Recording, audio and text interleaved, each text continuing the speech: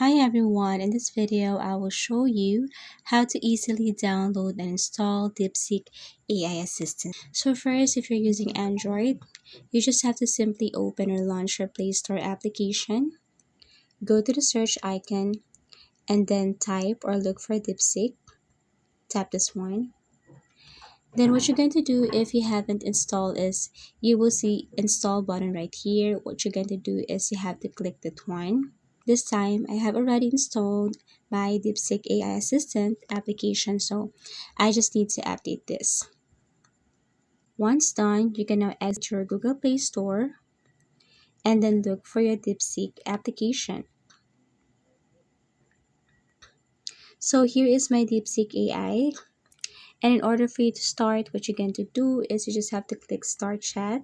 And here you can now start asking DeepSeek AI whatever question you want to ask. As easy as that. Thank you for watching and see you again in our next video tutorials.